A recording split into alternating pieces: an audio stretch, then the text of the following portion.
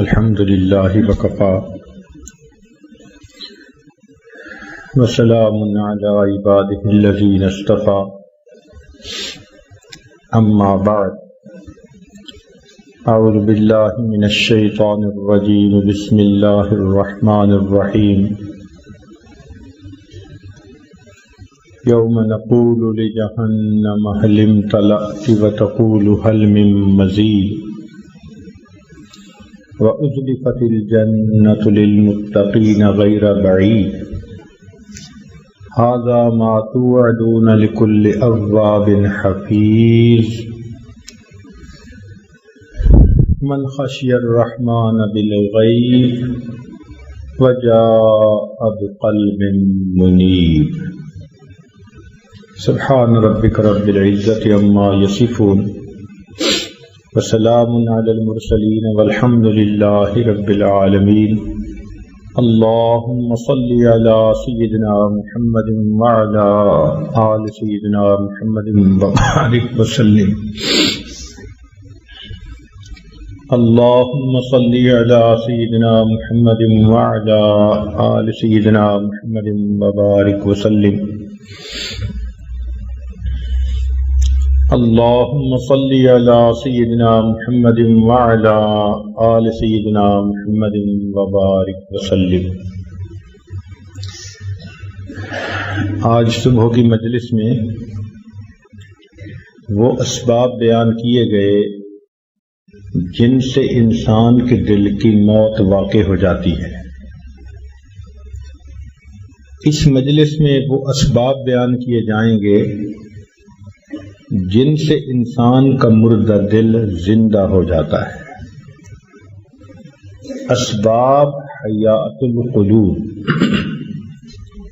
وہ اسباب جن سے انسان کا مردہ دل زندہ ہوتا ہے، انسان کو روحانی طور پر زندگی ملتی ہے۔ ایک بات ذہن میں رکھیں کہ جیسے ایک ہمارے جسم کی غذا ہے، اسی طرح ہمارے دل کی بھی غذا ہے۔ جسم کی غذا ہم دن میں 2-3 مرتبہ کم از کم استعمال کرتے ہیں۔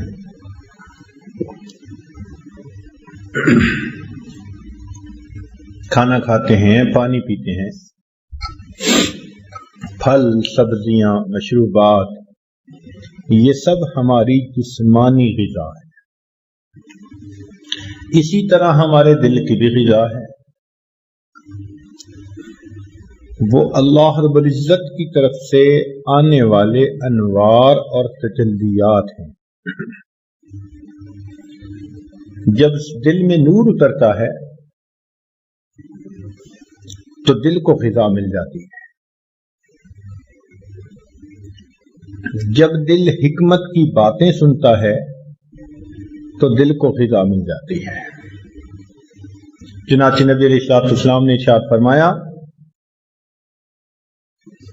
تحتاج القلوب الى اقواتها من الحکمہ کما تحتاج الاجسام الى اقواتها من الطعام، کہ دلوں کو بھی اپنی غذا کی اسی طرح حاجت ہوتی ہے جیسے جسم کو اپنی بقا کے لیے طعام کی ضرورت ہوتی ہے۔ جسم کو غذا نہ ملے تو اس کی موت واقع ہو جاتی ہے، اسی طرح دل کو بھی غذا نہ ملے تو دل کی روحانی موت واقع ہو جاتی ہے۔ غذا سے انسان کی جسمانی زندگی اور انوار و تجلیات سے انسان کی روحانی زندگی۔ جسمانی صحت ہو تو انسان کے جسم کے مزے، اور روحانی صحت ہو تو انسان کے دل کے مزے۔ اچھی جسمانی صحت سے انسان کا جسم لذتیں لیتا ہے، اور اچھی روحانی صحت سے انسان کا دل مزے لیتا ہے۔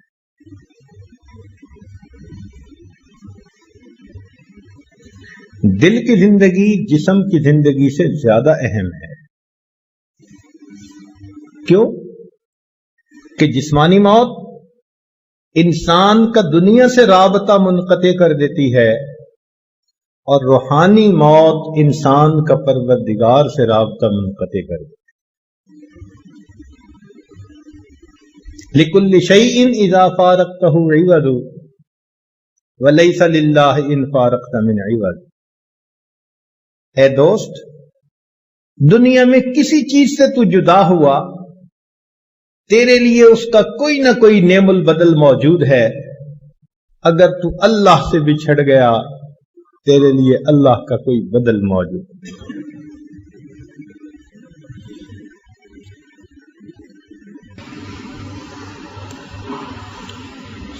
دنیا کا جادو چلتا ہے تو انسان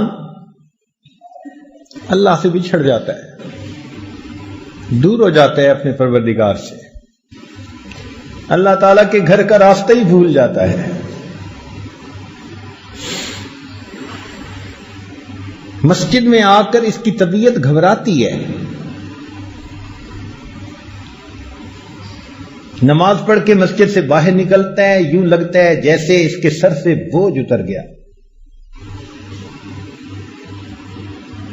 کیا وجہ ہے؟ وجہ یہ کہ دل مردہ ہے، قبض کی کیفیت ہے اس کے اوپر۔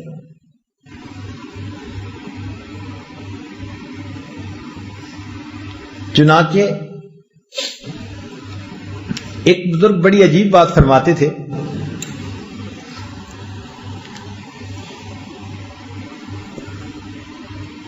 فرماتے تھے یا عجبا من الناس یبکون علی من مات جسدہ،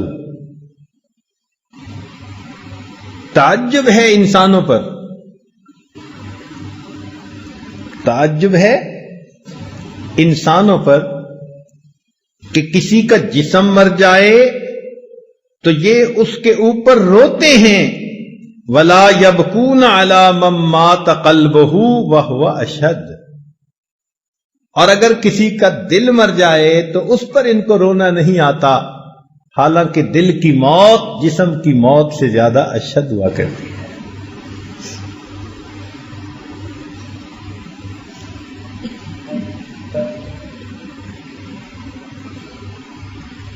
حسن بصری رحمۃ اللہ علیہ کے پاس ایک آدمی آیا، حضرت آپ واز فرماتے ہیں، درس قرآن دیتے ہیں، ہم پہ کوئی اثر نہیں ہوتا، لگتا ہے ہمارے دل سو گئے، لگتا ہے کہ ہمارے دل سو گئے۔ حسن بصری رحمۃ اللہ نے فرمایا کہ یہ نہ کہو ہمارے دل سو گئے، بلکہ یہ کہو کہ ہمارے دل مو گئے، مر گئے۔ وہ بڑا حیران ہوا، کہنے لگا حضرت دل مر کیسے گئے؟ فرمایا اے دوست،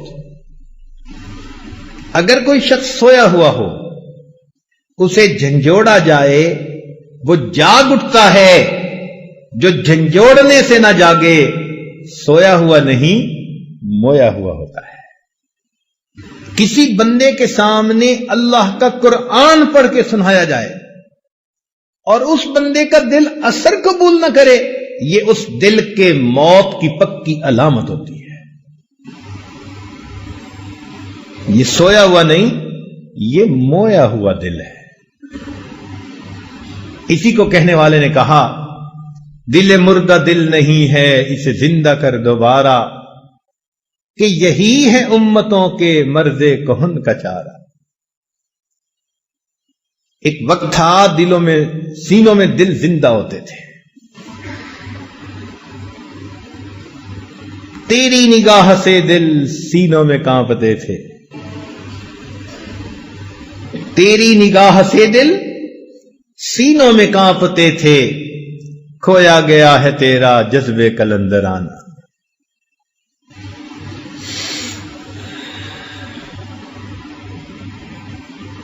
اب اس مردہ دل کو زندہ کرنے کے لیے سب سے بہترین اکسیر وہ اللہ تعالی کا ذکر ہے. یہ سمجھ لیں کہ اس کے لیے ویکسین ہے. حدیث پاک میں فرمایا ذکر اللہ شفاء القلوب، اللہ تعالی کا ذکر دلوں کے لیے شفا ہے. چنانچہ اللہ تعالیٰ کی یاد سے دل کی بیماریاں دور ہوتی ہیں، دل کے اندر سے روحانی بیماریاں ختم ہو جاتی ہیں. صدیق اکبر عنہ کی روایت ہے، فرماتے ہیں مثل لکل شیء ثقالۃ وثقالۃ القلوب ذکر اللہ. ہر چیز کے لیے ایک پالش ہوتی ہے اور دلوں کی پالش اللہ تعالی کی یاد ہے. تو جو انسان اپنے رب کو یاد کرے اپنے دل میں، اس کا دل منور ہوتا ہے. ابن تیمیہ رحمت اللہ علیہ لکھتے ہیں الذکر للقلب کالماء للسمک. دل کے لیے ذکر ایسا ہے جیسا کہ مچھلی کے لیے پانی ہوا کرتا ہے. مچھلی پانی کے بغیر زندہ نہیں رہتی، انسان کا دل اللہ کے ذکر کے بغیر زندہ نہیں رہتا. فَكَيْفَ يَكُونُ حَالُ السَّمْكِ إِذَا أُخْرِجَ مِنَ الْمَاءِ. اگر مچھلی کو پانی سے نکال دیا جائے تو اس کا کیا حال ہوتا ہے؟ مچھلی کا تڑپنا ضرب المثل بن گیا. لوگ کہتے ہیں جی ماہیے بے آب کی طرح تڑپنے لگ گیا. تو جیسے مچھلی پانی کے بغیر تڑپتی ہے، مومن کا دل اللہ رب العزت کی یاد کے بغیر ایسے تڑپتا ہے.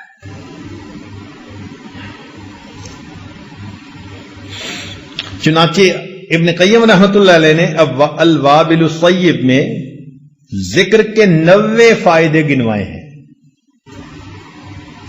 فرماتے ہیں کہ ذکر قوت القلوب ہے، دل کی غذا ہے.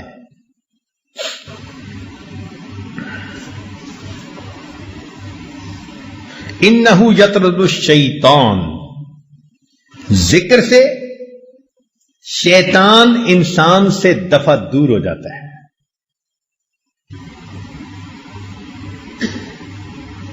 آپ دیکھیں دنیا کا یہ دستور ہے کہ جب کوئی فوجی کسی دشمن پہ قابو پاتا ہے تو سب سے پہلے اسے کہتا ہے ہینڈز اپ.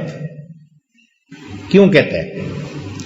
تاکہ اگر اس کے ہاتھ میں کوئی نقصان دہ چیز ہے تو وہ اس کے ہاتھ سے نکل جائے، ختم ہو جائے، خالی ہاتھ اوپر آ جائے. اس کو نقصان دہ چیز سے خالی کر دیتا ہے. بالکل اسی طرح شیطان جب انسان پر قابو پاتا ہے تو اس کے دل کو اللہ کی یاد سے غافل کر دیتا ہے. سنیے قرآن عظیم الشان، اللہ تعالیٰ فرماتے استحوذ علیہم الشیطان فانساہم ذکر اللہ. شیطان ان پر غالب آ گیا، شیطان نے ان کو اللہ کی یاد سے غافل کر دیا. اس لیے کہ یہ ہمارے پاس ایک مہلک ہتھیار ہے شیطان کے مقابلے میں، وہ ہمیں ہتھیار سے فارغ کر دیتا ہے. اور اگر انسان ذکر کرے تو اللہ تعالیٰ ارشاد فرماتے ہیں ان الذین اتقوا، بے شک جو میرے متقی لوگ ہیں، اذا مسہم طائف من الشیطان تذکروا، جب شیطان کی ایک جماعت ان پر حملہ آور ہوتی ہے وہ ذکر کرتے ہیں فاذا هم مبصرون، اللہ ان کو بصیرت عطا فرما دیتے ہیں، شیطان سے بچ جاتے ہیں. تو ہماری پروٹیکشن شیطان سے اللہ رب العزت کے ذکر کے ذریعے سے. وَيَرْضَ الرحمن، اور ذکر سے رحمان خوش ہوتے ہیں. یزیل الحم والغم من القلب، ذکر کے کرنے سے انسان کے دل سے غم، پریشانی سب کچھ ختم ہو جاتا ہے۔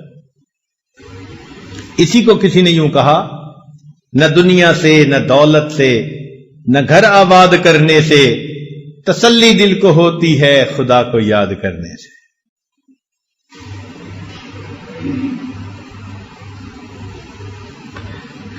پھر ایک ذکر کا فائدہ یہ بھی ہے کہ یجلب لہ الفرح، جو شخص ذکر کرتا ہے یہ ذکر اس کے دل کو خوش کر دیتا ہے، ایک خوشی نصیب ہوتی ہے،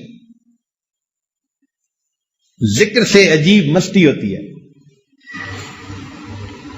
جائیے کس واسطے اے درد میں خانے کے بیچ، جائیے کس واسطے اے درد میں خانے کے بیچ، کچھ عجب مستی ہے اپنے دل کے پیمانے کے بیچ۔ یہ دل جب جاگتا ہے نا، زندہ ہوتا ہے، اس میں ایک عجیب مستی ہوتی ہے، عجیب لذت ہوتی ہے۔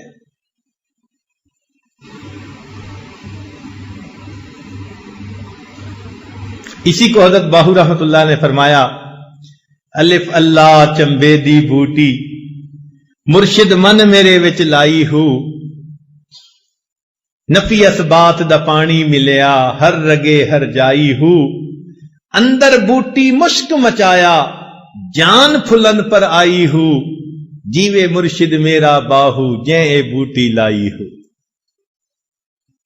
تو جن کے سینے میں یہ ذکر ہوتا ہے، پھر قدر و قیمت کا انہی کو پتہ چلتا ہے۔ ایک فائدہ ذکر کا یہ ہے، ینور القلب والوجہ، انسان کا دل بھی منور ہوتا ہے، انسان کا چہرہ بھی منور ہوتا ہے۔ یہ عجیب بات ہے۔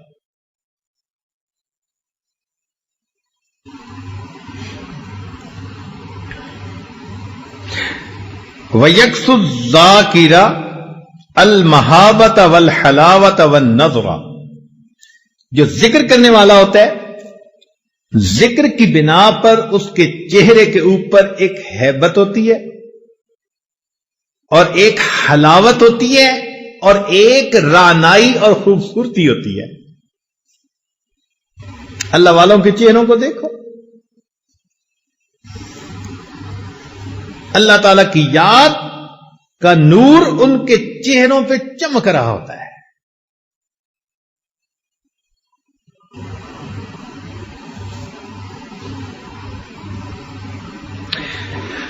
چنانچہ ہم اگر اللہ رب العزت کا ذکر کریں گے تو اس کے جواب میں اللہ رب العزت ہمیں یاد کریں گے۔ اب ذرا اس کی حقیقت سمجھ لیں، ہم تو ذکر کریں گے اللہ کا نام لے کر، اللہ اللہ کے ذریعے سے، مگر اس کے جواب میں اللہ تعالیٰ کیا کہیں گے؟ بندے بندے، نہیں، اس کا یہ مطلب نہیں ہے۔ دیکھیں، اگر آپ کو کسی افسر سے کوئی کام ہو، اس نے انٹرویو لینے، بچے کی اپوائنٹمنٹ کرنی ہے، تو آپ اس سے بات کرتے ہیں اور کہتے ہیں کہ جی اس دن ذرا میرے بچے کو یاد رکھیے گا۔ اب یاد رکھنے کا یہاں مفہوم اور ہے۔ کیا مطلب ہے؟ کہ جب آپ فیصلہ کرنے بیٹھیں گے تو میرے بچے کے حق میں فیصلہ کرنا۔ اللہ رب العزت کا یاد کرنا یہ ہے کہ بندہ اللہ تعالی کو ذکر کے ذریعے سے یاد کرتا ہے، اللہ تعالیٰ اپنے بندے کو نئے نئے اعمال کی توفیقیں دے کر یاد کرتے ہیں۔ اللہ اس بندے کے راستے کھولتے ہیں، فیصلے اس کے حق میں کر دیتے ہیں، اس کے لیے خیر کے فیصلے کر دینا، یہ اللہ کا یاد کر رہا ہے۔ اس لیے فرمایا فاذکرونی اذکرکم، میرے بندو تم مجھے یاد کرو، میں تمہیں یاد کروں گا۔ توجہ فرمائیے، فاذکرونی اذکرکم، میرے بندو تم مجھے یاد کرو، میں تمہیں یاد کروں گا۔ کیا مطلب؟ میرے بندو تم مجھے فرش پہ یاد کرو گے، میں پروردگار تمہیں عرش پہ یاد کروں گا۔ اے میرے بندو تم مجھے معذرت کے ساتھ یاد کرو گے، تم مجھے معذرت کے ساتھ یاد کرو گے، میں پروردگار تمہیں مغفرت کے ساتھ یاد کروں گا۔ تم معافی مانگنا میں معاف کر دوں گا، تم معذرت کے ساتھ مجھے یاد کرو گے، میں پروردگار تمہیں مغفرت کے ساتھ یاد کروں گا۔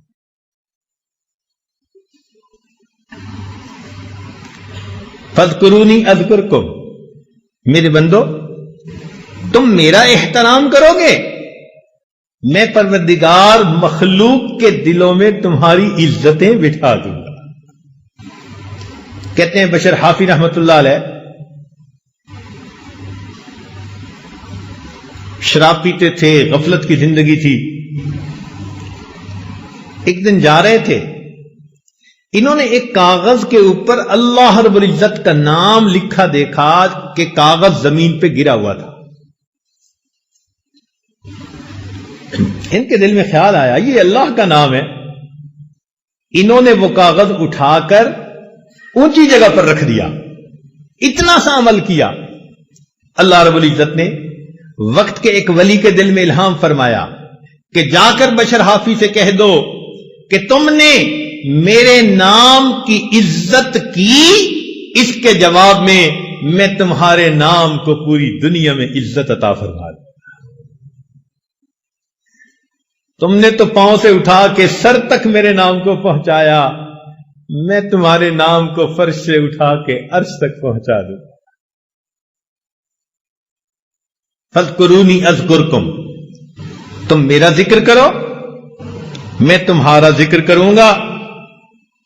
کیا مطلب؟ کہ میرے بندو تم معصیت سے بچ کر مجھے یاد کرو گے، میں مصیبت کے وقت میں بندو مدد کے ذریعے تمہیں یاد کروں۔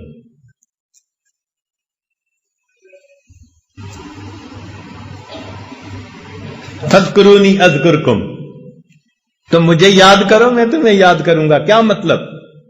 میرے بندو تم اپنی راحت کے لمحات میں مجھے یاد کرو گے، میں تمہاری زحمت کے اوقات میں تمہیں یاد کروں۔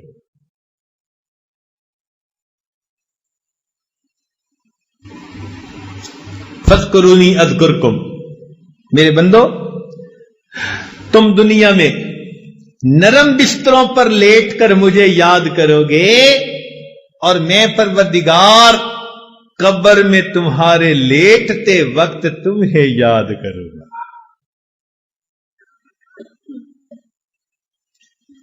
تو یہ ذکر انسان کے لیے شفا ہے۔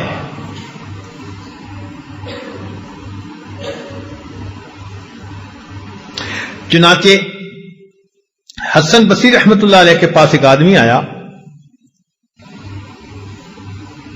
قال رجل للحسن یا ابا سعید اشکو الیک قسوۃ قلبی، اے ابو سعید میں آپ کے سامنے اپنے دل کی سختی کا شکوہ کرتا ہوں، میرا دل بہت سخت ہے۔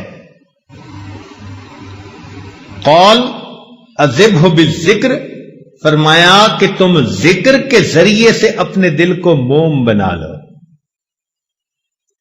تو دل ذکر کے ذریعے سے موم ہوتا ہے، اس کے اندر رقت آ جاتی ہے، اس کے اندر خوف خدا آ جاتا ہے، اس کے اندر اللہ کی محبت آ جاتی ہے۔ یہ دل ذکر کے بغیر سل ہوتا ہے، اور جب ذکر کثرت سے کرے پھر سینے میں دل ہوتا ہے۔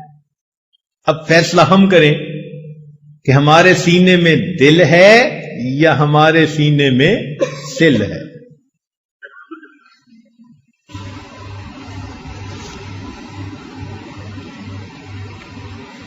قال رجل لسلمان رضی اللہ تعالی عنہ، سلمان فارسی عنہ سے کسی بندے نے کہا ای الاعمال افضل، عملوں میں سے کون سا عمل بڑا افضل ہے؟ فقال اما تقرأ القرآن، فرمایا تو نے قرآن نہیں پڑھا؟ قرآن مجید میں کہا وَلَذِكْرُ اللَّهِ أَكْبَرُ، اور اللہ کا ذکر سب سے بڑا عمل ہے۔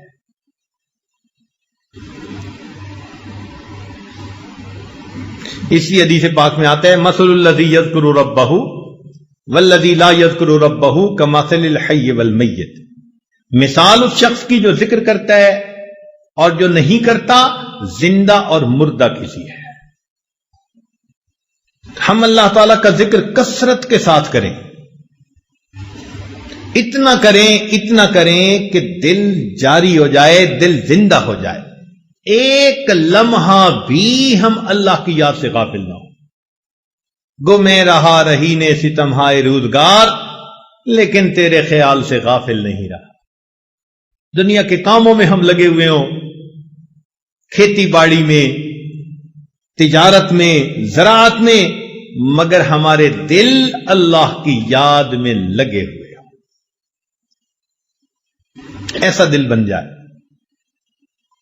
ایک لمحہ بھی ہم اللہ کو نہ بھولیں۔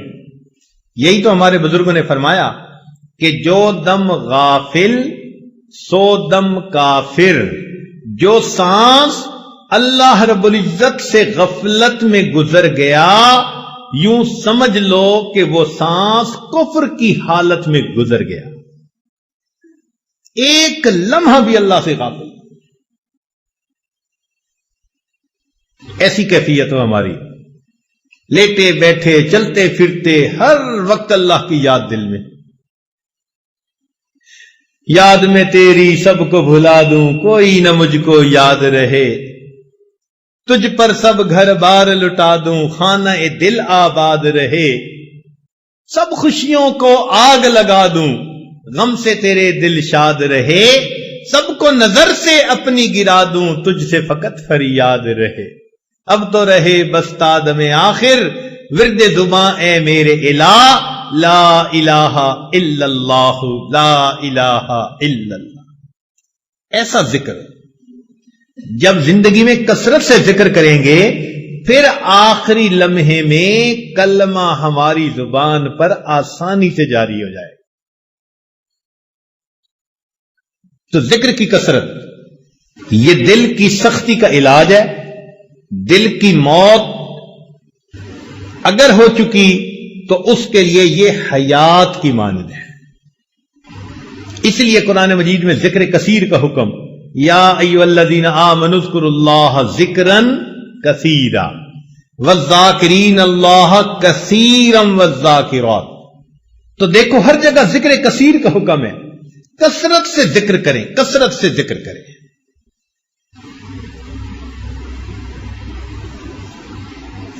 تو کثرت سے ذکر کرنے پر انسان کا دل زندہ ہو جاتا ہے، انسان کے دل میں نور آ جاتا، دل منور ہو جاتا ہے۔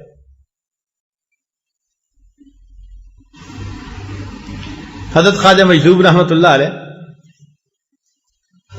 کلیکٹر تھے اپنے زمانے میں، ایک بڑی پوسٹ تھی، ریٹائرمنٹ ہو گئی۔ ایک صاحب ملے، اس نے کہا کہ حضرت کیا حال ہے؟ چونکہ شاعر تھے تو شعراء حضرات بسا اوقات شعر میں جواب دے دیتے ہیں، آمد ہو جاتی ہے۔ تو حضرت نے شعر میں جواب فرمایا، سننے والے فرمایا، پنشن ہو گئی ہے کیا بات ہے اپنی، پنشن ہو گئی ہے کیا بات ہے اپنی، اب دن بھی ہے اپنا اور رات ہے اپنی۔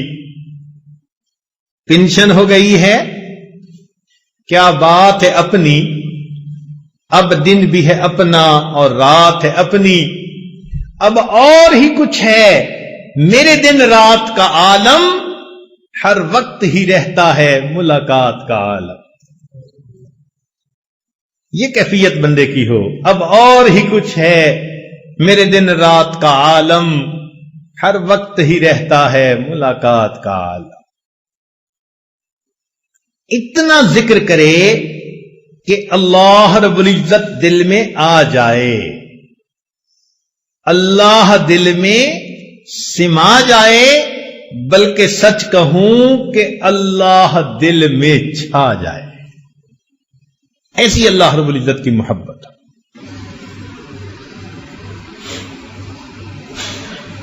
ایک بزرگ تھے، ان سے کسی نے پوچھا کہ حضرت کیا حال ہے؟ انہوں نے آگے سے شعر پڑھا. فرماتے ہیں میری زیست کا حال کیا پوچھتے ہو، میری زیست کا حال کیا پوچھتے ہو، بڑھاپا نہ بچپن نہ میری جوانی، جو چند ساعتیں یاد دلبر میں گزری، وہی ساعتیں ہیں میری زندگانی. جو چند لمحے اللہ کی یاد میں گزر گئے وہ میری زندگی ہے، اور باقی سارا کچھ شرمندگی ہے.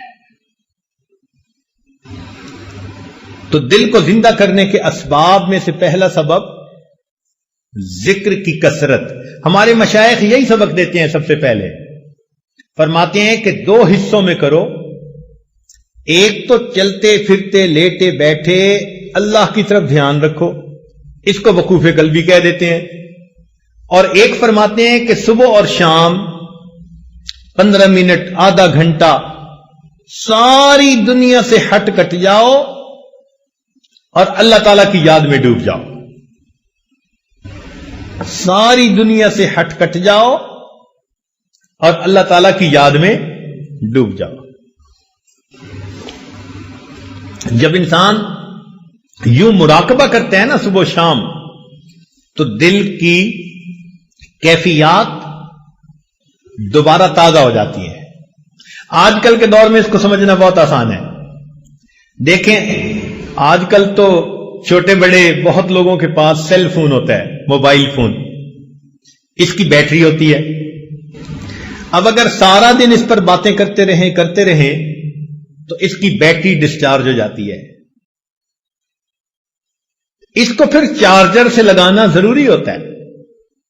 اگر آپ چارجر سے نہیں لگائیں گے تو بیٹری اتنی فلیٹ ہو جائے گی کہ بات ڈسکنیکٹ ہو جائے گی، پھر آن ہی نہیں ہوگا. بالکل اسی طرح ہم سارا دن لوگوں کے ساتھ انٹریکٹ کرتے رہتے ہیں، کام کاروبار، بیوی بچے دوست احباب. ہمارے دل کی کیفیات کی بیٹری ڈاؤن ہوتی رہتی ہے. ہمیں چاہیے صبح و شام اس کو چارجر کے ساتھ لگائیں. یہ جو مراقبہ ہے نا کہ اللہ سے لو لگا کے بیٹھے، حقیقت میں اللہ کی رحمت کے ساتھ اس ہم دل کو کنیکٹ کر دیتے ہیں. ادھر سے برکت آتی ہے، رحمت آتی ہے، اور وہ دل کی بیٹری کو دوبارہ چارج کر دیتی ہے.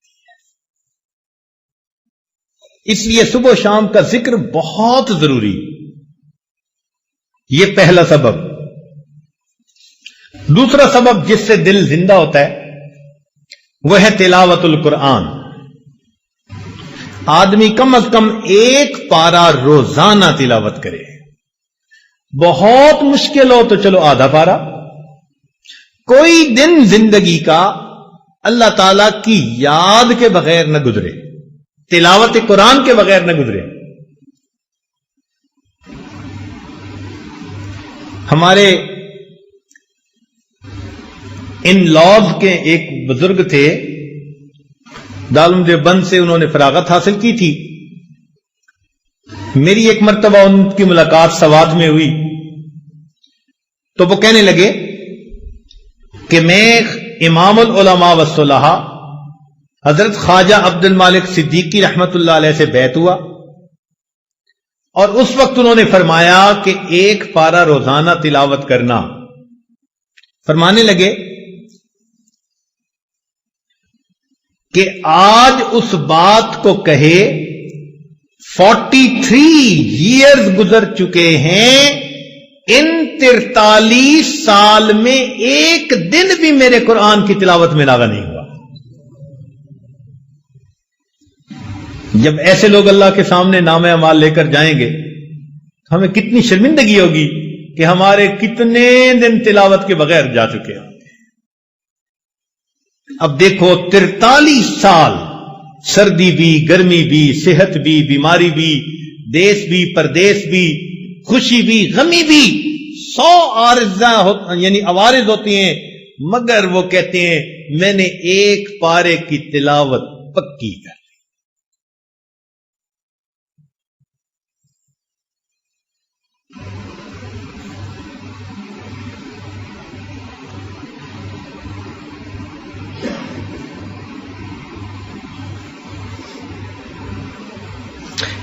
چنانچہ عبداللہ ابن عباس عنہ فرمایا کرتے تھے من احب القرآن احب اللہ ورسولہ، جو شخص قرآن سے محبت کرتا ہے وہ اللہ رب العزت اور اس کے رسول سے محبت کرتے ہیں، اور اللہ اور اس کے رسول اس بندے سے محبت کرتے ہیں. سیدنا عثمان ابن عفان رضی اللہ عنہ ایک عجیب بات فرماتے تھے. ان کو قرآن مجید کے ساتھ بہت عشق کا تعلق تھا، حتیٰ کہ ان کی شہادت بھی قرآن مجید کی تلاوت کرتے ہوئی. وہ فرماتے تھے لو طہرت قلوبکم ما شبعت من کلام ربکم، اگر تمہارے دل پاک ہو جاتے تو اللہ رب العزت کے قرآن پڑھنے سے تمہارا دل کبھی نہ بھرتا، کبھی تمہارا دل ہی نہ بھرتا. یہ جو دلوں کے اندر نجاست ہوتی ہے، گناہوں کی میل ہوتی ہے، اس کی وجہ سے پھر تلاوت کرنا بوجھ نظر آتا ہے.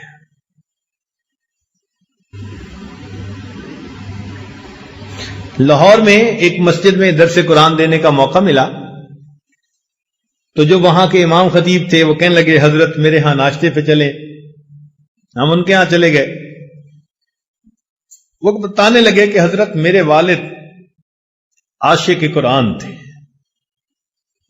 میں نے انہیں کہا کہ بھئی ہمیں ناشتے میں اتنا لطف نہیں آئے گا، آپ اپنے والد کی باتیں سنائیں، ہمیں اس میں مزہ زیادہ آئے گا. انہوں نے عجیب بات ایک سنائی.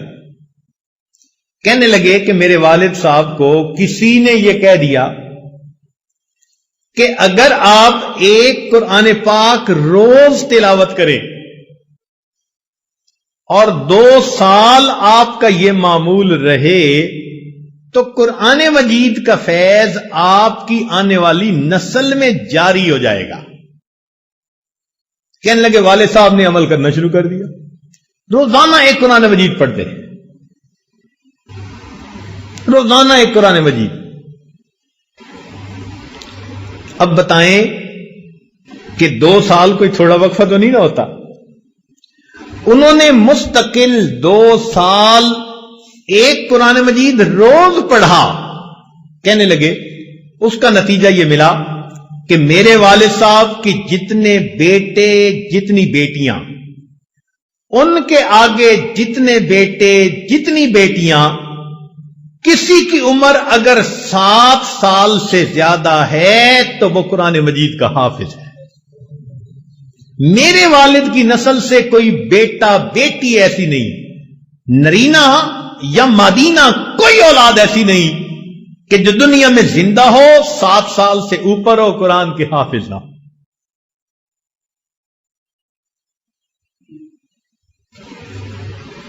اللہ اکبر کبیر. محبت والے لوگ ابھی بھی زندہ ہیں. ہمیں شجاع آباد کی طرف ایک جگہ جانا پڑا، اسے کہتے ہیں حافظ والا. واہ میرے مولا، اس پورے گاؤں کے اندر ایک گھر ایسا نہیں جس میں کوئی عورت یا مرد اللہ کے قرآن کا حافظ نہ موجود. پوری بستی کے اندر کوئی ایسا گھر نہیں. ابھی کچھ لوگ باقی ہیں جہاں میں. تو بھائی وہ تو پورے قرآن کی تلاوت کرتے تھے. ہمارے لیے ایک پارہ تلاوت کون سا مشکل کام ہے.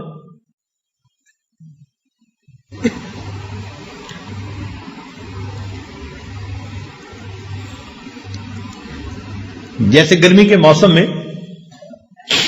ایک آدمی صحرا کا سفر کر رہا ہو نا، پسینہ آیا ہوا ہوتا ہے، حلق خشک ہوتا ہے، اور جی چاہتا ہے کہ پانی کا قطرہ کہیں سے مل جائے. اب ایسے بندے کو اگر ٹھنڈا اور بہترین شربت دیا جائے، وہ کتنی رغبت سے اس شربت کو پیتا ہے. اللہ والے اللہ کے قرآن کو اسی طرح پڑھتے ہیں کہ ہر آیت پڑھتے ان کو یوں مزہ آتا ہے جیسے پیاسے بندے کو شربت پینے کا مزہ آ رہا.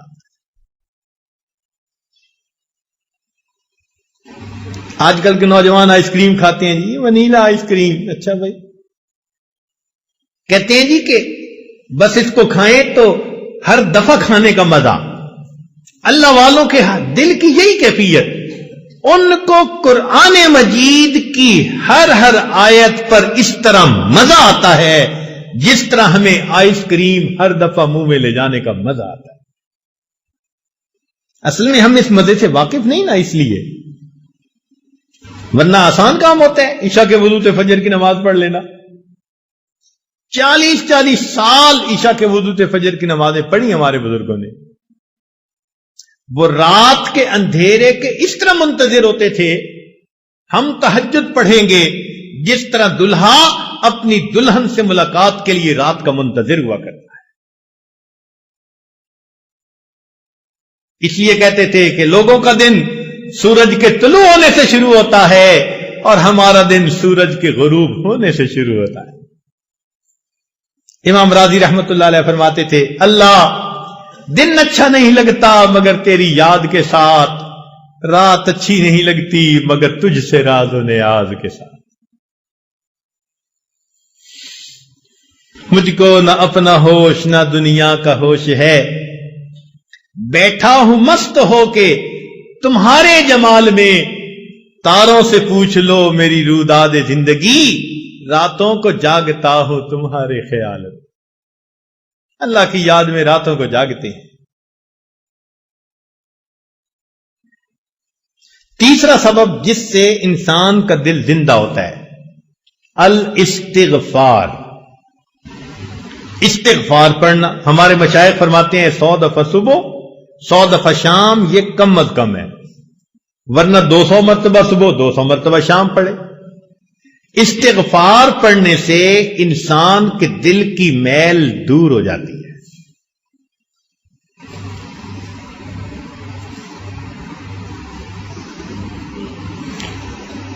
عائشہ صدیقہ رضی اللہ تعالیٰ عنہ نے روایت کی نبی علیہ السلام سے کہ طوبی لمن وجد فی صحیفتہ استغفارا کثیرا، مبارک ہو اس کو جو قیامت کے دن اپنے نامہ اعمال میں کثرت کے ساتھ استغفار لکھا دیکھے گا. اب بتاؤ یہ کتنا آسان کام ہے. آپ کام کر رہے ہیں، جو مرضی کر رہے ہیں، ڈرائیونگ کر رہے ہیں، استغفر اللہ اپنی زبان پہ رکھیں. استغفر اللہ کے لفظ پڑھنے میں کون سی مشکل ہے؟ آپ اس کو 1000 دفعہ پڑھ سکتے ہیں. یا تو پورا پڑھیں، استغفر اللہ ربی من کل ذنب واتوب الیہ. نہیں پڑھ سکتے تو فقط استغفر اللہ بھی پڑھیں گے تو برکت سے خالی نہیں رہے گے.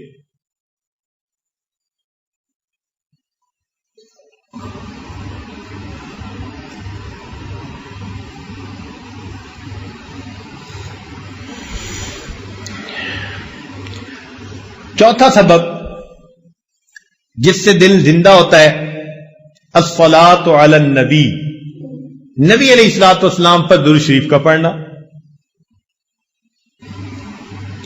نبی علیہ السلام نے ارشاد فرمایا، من صلی علی واحدۃ صلی اللہ علیہ عشرا، جو ایک مرتبہ مجھ پر درود شریف پڑھتا ہے، اللہ رب العزت اس بندے پر 10 مرتبہ رحمتیں نازل فرماتے ہیں.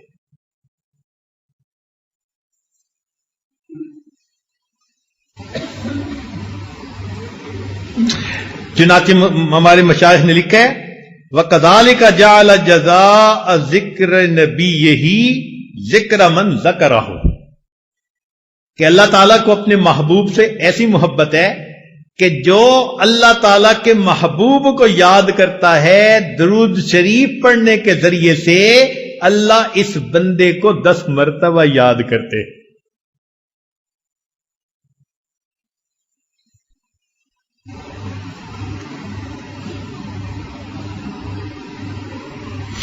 حدیث پاک میں آتا ہے من صلی علیہ صلاۃ واحدۃ، جس نے مجھ پر ایک مرتبہ درود شریف پڑھا، صلی اللہ علیہ عشر صلوات، اللہ تعالیٰ 10 رحمتیں نازل فرماتے ہیں. وحطت عنہ عشر خطیئات، اس کی 10 خطائیں اللہ معاف فرما دیتے ہیں. ورفعت لہ عشر درجات، اور جنت میں اس کے 10 درجے بلند فرما دیتے ہیں.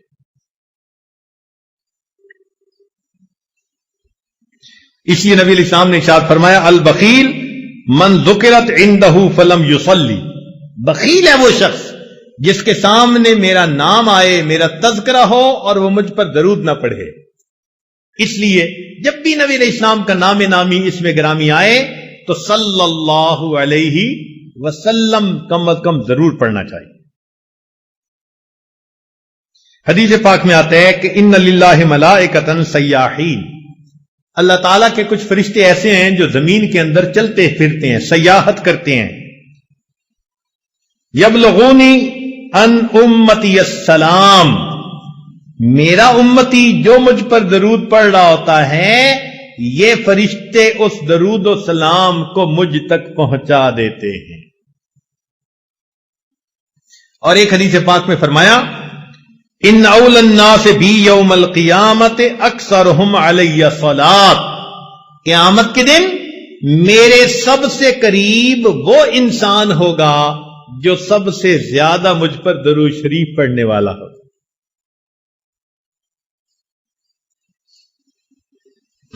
تو معلوم ہوا کہ ہمیں یہ سب اسباب عمل میں لانے ہیں.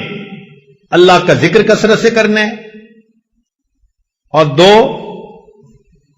تلاوت قرآن کرنی ہے، استغفار کرنا ہے اور درود شریف پڑھنا ہے. کئی لوگ سوال پوچھتے ہیں جی استغفار پہلے کریں یا درود شریف پہلے پڑھیں؟ تو ہمارے بزرگوں نے اس کا ایک سادہ سا جواب دیا ہے.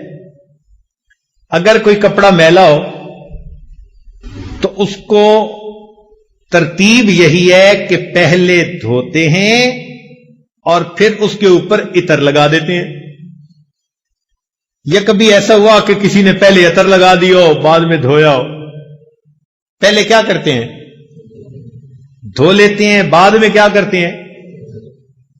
تو استغفار سے ان میلے دلوں کو دھو لیجئے، پھر درود شریف کے ذریعے سے عطر اور خوشبو اس پر چھڑک لیجئے.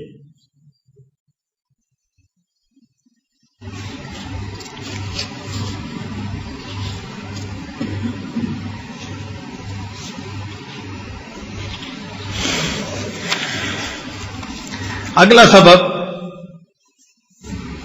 جس سے کہ انسان کا دل زندہ ہوتا ہے،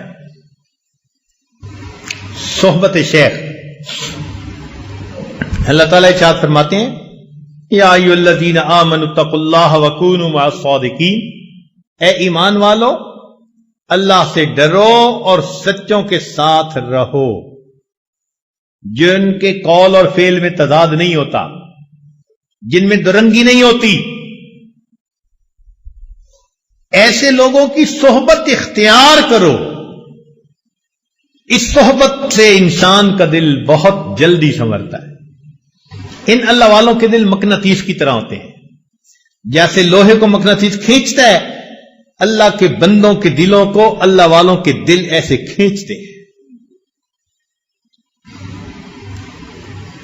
تاثیر ہوتی ہے.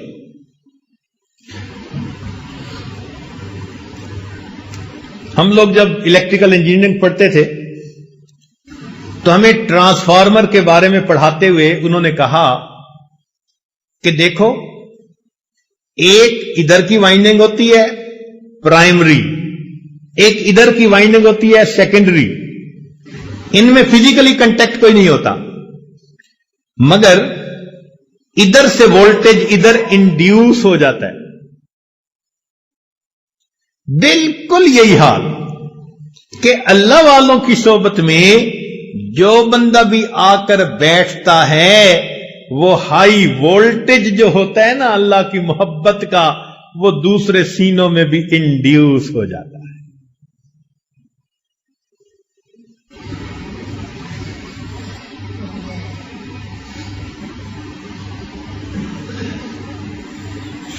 الصحبت مؤثرۃ، صحبت کی تاثیر ہوتی ہے. صحبت صالح ترا صالح کند، صحبت طالع ترا طالع کند. نیکوں کی صحبت انسان کو نیک بنا دیتی ہے اور بدکار بندے کی صحبت انسان کو بد بنا دیتی ہے. علماء نے لکھا ہے کہ جو لوگ جانور پالتے ہیں نا، ان جانوروں کا بھی انسان پر اثر ہو جاتا ہے. مثال کے طور پہ جو لوگ گھوڑے پالتے ہیں نا، ان میں بہادری آ جاتی ہے. جو لوگ اونٹ پالتے ہیں ان میں ضد ہٹ دھرمی آ جاتی ہے. اور جو لوگ بکریاں پالتے ہیں ان میں عاجزی آ جاتی ہے. اب ذرا غور کریں کہ جانور کے ساتھ وقت گزارنے سے اگر جانور کے اس کے اوپر اثرات آ جاتے ہیں تو ہم اگر اللہ والوں کے ساتھ وقت گزاریں گے تو کیا ہمارے اوپر ان کے اچھے اثرات نہیں آئیں گے؟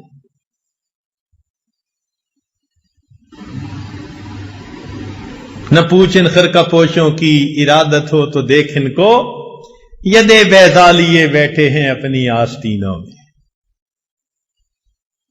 اللہ والوں کی صحبت سے انسان کا دل زندہ ہوتا ہے، مردہ دل زندہ ہو جاتا ہے. ایک لمحے کی صحبت. ہمارے ایک عالم تھے، وہ کہنے لگے کہ بیت کا تعلق تھا میرا شجاع آباد میں ایک بزرگ گزرے ہیں عبداللہ بہلوی رحمت اللہ علیہ. یہ نقشبندیہ سلسلہ کے بزرگ تھے، بڑے عالم تھے. ان کا درس تفسیر بڑا مشہور تھا. رمضان المبارک میں درس تفسیر دیتے تھے اور ملک سے مدارس میں جو علماء ہوتے تھے نا تفسیر کا مضمون پڑھانے والے، وہ ان کے پاس جا کر تفسیر کا دورہ کیا کرتے تھے. تفسیر کا دورہ کرتے تھے. علماء کو بہت فیض ملا ان سے. تو ان عالم کی بیعت ان سے تھی. کہتے ہیں ایک دن اب میرے دل میں خیال آیا میں جاؤں اپنے حضرت کو ملوں. ان کے پاس گیا، ان کو ملا. پھر میں نے تھوڑی دیر بعد اجازت مانگی واپسی کی، کیونکہ پیچھے مدرسہ تھا اور مجھے سبق پڑھانے تھے. جو تعلیم و تعلم سے تعلق رکھتے ہیں نا علماء، ان کو بہت وقت کا پابند ہونا پڑتا ہے کہ طلباء ہوتے ہیں ان کا ورنہ وقت ضائع ہوتا ہے. کہنے لگے جب میں نے حضرت سے اجازت مانگی تو حضرت نے فرمایا کہ مولانا کچھ وقت ہمارے پاس بھی رہو. میرے دل میں خیال آیا ساری زندگی میں نے پڑھنا پڑھانا ہے.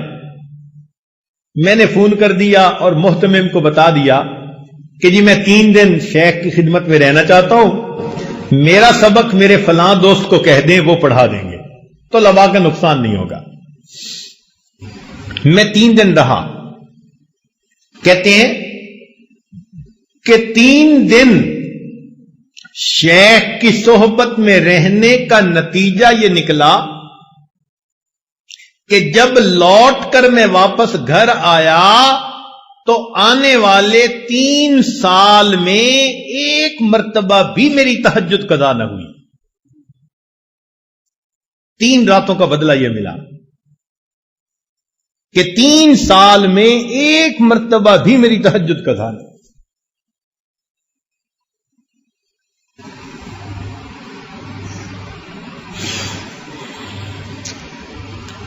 دل کو زندہ کرنے کا ایک سبب اتباع سنت.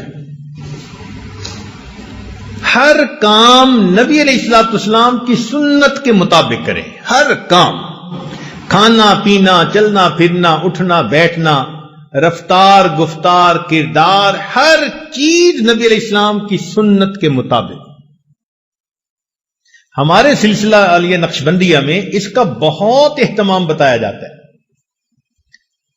چھوٹے سے چھوٹا عمل، بڑے سے بڑا عمل، کوئی عمل بھی سنت کے خلاف نہیں ہونا چاہیے.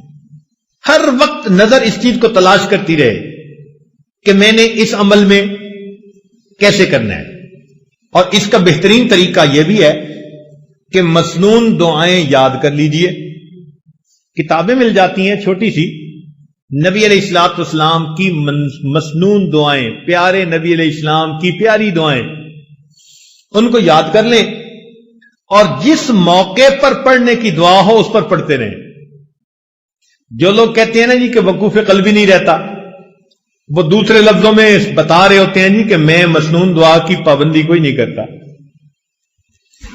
اس لیے کہ مسنون دعا کی پابندی کرنے کا انعام یہ ملتا ہے کہ انسان ہر وقت اللہ کی طرف متوجہ رہتا ہے. کھانا کھانے کی دعا، کھانے کے بعد کی دعا، سو کر اٹھنے کی دعا، سونے سے پہلے کی دعا، کسی سے ملنے کی دعا، گھر میں داخل ہونے کی، نکلنے کی، ہر موقع کی دعائیں ہیں. تو مسنون دعاؤں کی برکت سے اللہ تعالی وقوف قلبی کا رکھنا آسان فرما دیتے. آپ اس کا تجربہ کر لیجئے.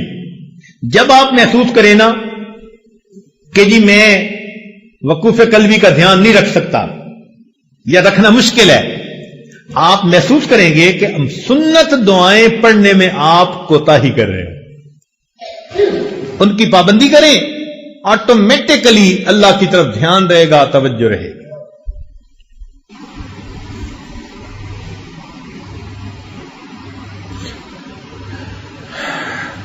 دل کو زندہ کرنے کا ایک اور عمل قیام اللیل، تہجد کی نماز.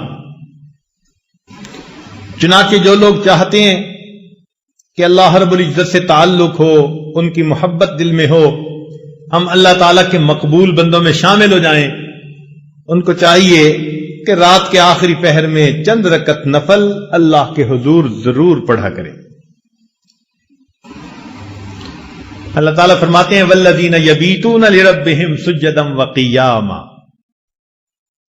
حدیث پاک میں آتا ہے افضل الصلاۃ بعد المکتوبۃ قیام اللیل، کہ 5 فرض نمازوں کے بعد سب سے افضل نماز تہجد کی نماز ہے.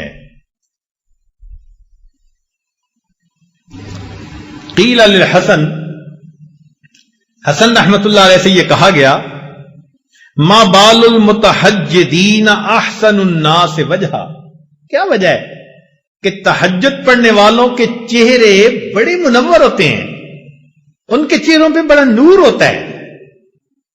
قال، انہوں نے جواب دیا لأنہم خلو بالرحمن فألبسہم نور من نورہ، اس لیے کہ وہ اللہ کے ساتھ تنہائی میں عبادت میں وقت گزارتے ہیں، اللہ اپنے نور کو ان کے چہروں پر پالش کر دیتے ہیں.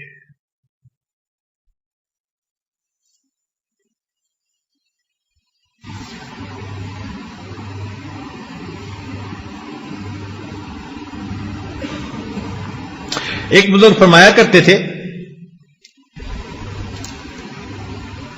کہ حضرت، ان کے پاس ایک بندہ آیا، اس نے کہا کہ حضرت مجھے رات تہجد کی توفیق نصیب نہیں ہوتی، کوئی عمل بتا دے. انہوں نے آسان سا جواب دے دیا، فرمانے لگے اے دوست، تو اپنے دن کے اعمال کو سنوار لے، اللہ تعالیٰ تجھے رات کے اعمال کی توفیق عطا فرما دے. ہم دن میں جو نافرمانیاں کرتے ہیں نا، ان کی وجہ سے رات کی عبادت سے محروم کر دیے جاتے ہیں.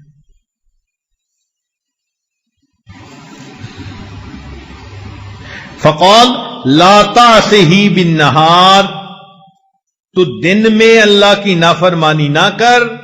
وَهُوَ يُقِيمَكَ بَيْنَ يَدَيْهِ بِاللَّيْلِ، تو دن میں اس کی نافرمانی نہ کر، وہ تجھے رات میں قیام کی توفیق عطا فرما دے.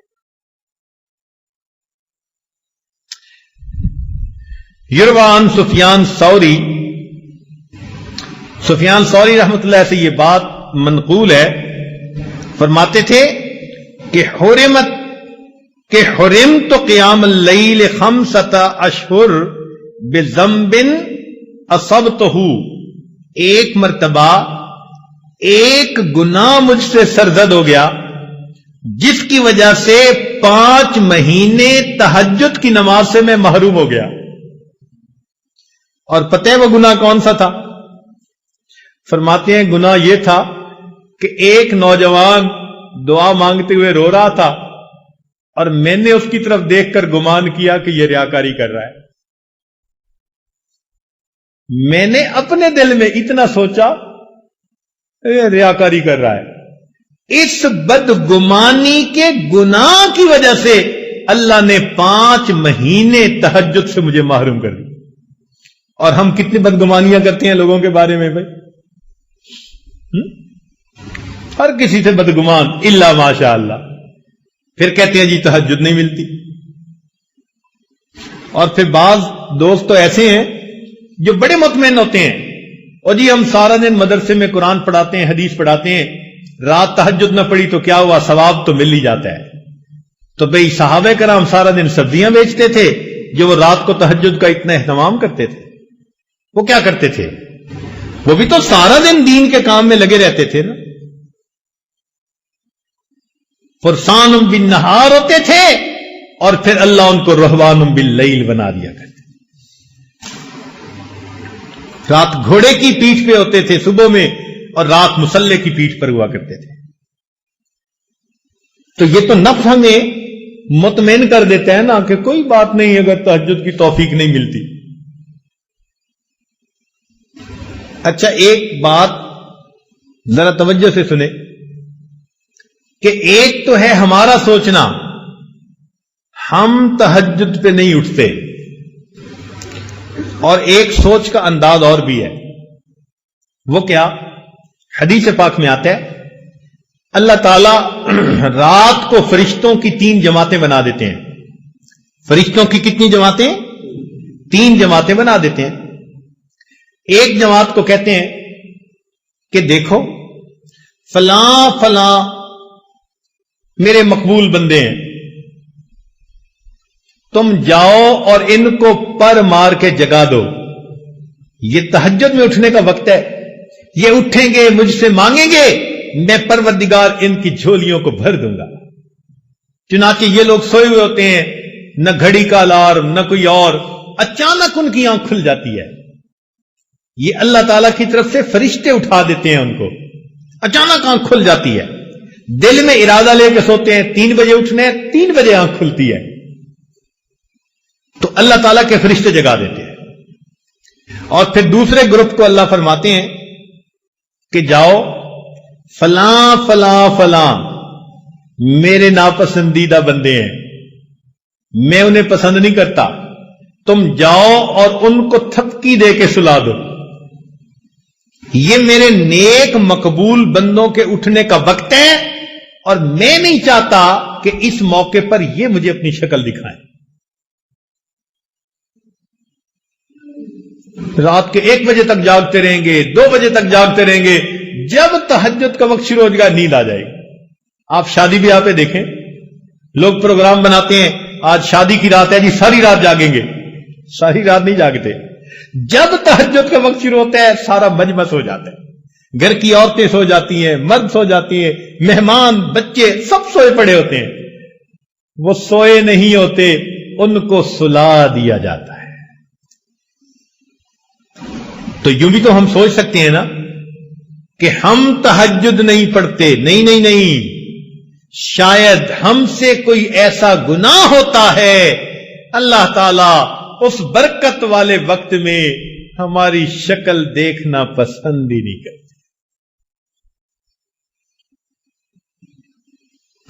تو یہ اسباب ہیں دل کو زندہ کرنے کے۔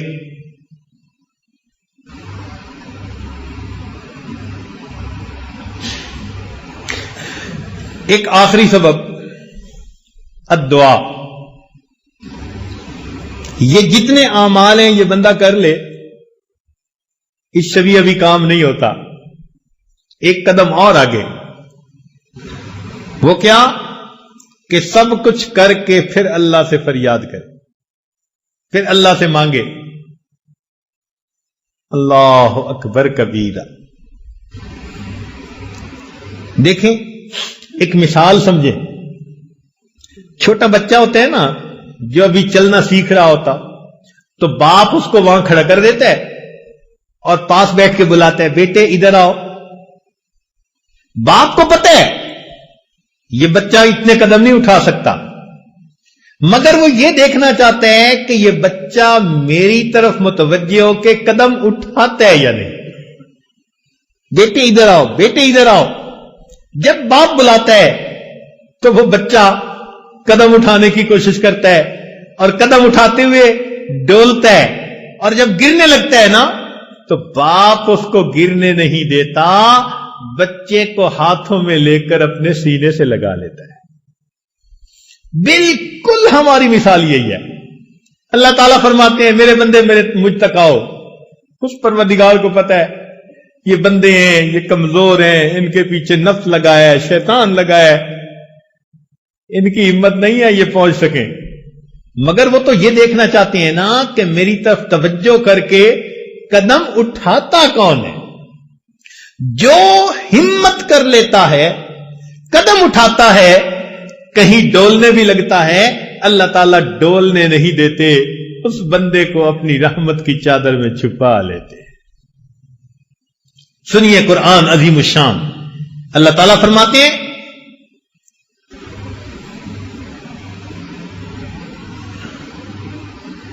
वलौला फज़लुल्लाहि अलैकुम व रहमतुहु, अगर अल्लाह का फजल और उसकी रहमत तुम पर ना होती, मा ज़का मिनकुम मिन अहदिन अबदा, तुम में से कभी भी कोई सुथरा ना होता।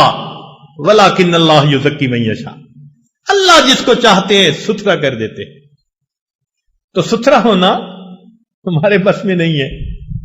वलौला फज़लुल्लाहि अलैकुम, तो मालूम हुआ कि ये सब कुछ करके भी रात को अल्लाह के सामने दामन फैलाना पड़ेगा। मौला, हमारे अमाल पर मामला नहीं संवरता। आपने कुरान मजीद में फरमा दिया, वलौला फज़लुल्लाहि अलैकुम व रहमतुहु, अगर अल्लाह का फजल ना होता, उसकी रहमत ना होती, मा ज़का मिनकुम मिन अहदिन अबदा, तुम में से कोई कभी भी सुथरा ना हो सकता। वलाकिन अल्लाह युज़क्की मन यशा, अल्लाह जिसको चाहते हैं उसको सुथरा कर देते हैं। ए मौला, मैं इस वक्त दामन फैलाए बैठा हूं, आपसे आप ही को चाहता हूं, अल्लाह रहमत की नजर कर दीजिए। तेरी एक निगाह की बात है, मेरी जिंदगी का सवाल है कि अल्लाह रहमत की एक नजर डाल दीजिए, मेरी बिगड़ी बना दीजिए, मेरी कश्ती पार लगा दीजिए। मैंने झोली फैला दी है। अल्लाह, दुनिया के फकीरों को देखा, बड़े दरवाजे के सामने जाते हैं, ऊंची सदा लगाते हैं, मौला ये तो कायनात का सबसे बड़ा दरवाजा, मैं इस दरवाजे के सामने हूं। ऐ अल्लाह, दुनिया का फकीर किसी दरवाजे से खाली चला जाए, तवक्को होती है दूसरे दरवाजे से मिल जाएगा, मगर जो तेरे दरवाजे से खाली उठा, मौला उसके लिए कोई दूसरा दरवाजा नहीं। आप ही मेहरबानी फरमा दीजिए, और अल्लाह आप ही मेरी बिगड़ी बना दीजिए। अल्लाह से आजिज़ी के साथ रो रो के दुआएं मांगिए, फिर देखिए अल्लाह की रहमत कैसे बरसती है। ए अल्लाह, मैं आपके दर पर आया हूं, यहां से लौट के कहीं नहीं जा सकता, मेरे लिए कोई दूसरा दरवाजा नहीं। तंग दस्ती के जो आलम में मैं घबराता हूं, ए अल्लाह, बहुत परेशान कर दिया हालात ने, दर दर के धक्के खा लिए, अब तेरे दरवाजे पे आ पहुंचा। तंग दस्ती के जो आलम में मैं घबराता हूं, پر درے غیر پہ جاتے ہوئے کتراتا ہوں۔ اللہ میں غیر کے دروازے پہ نہیں جاتا۔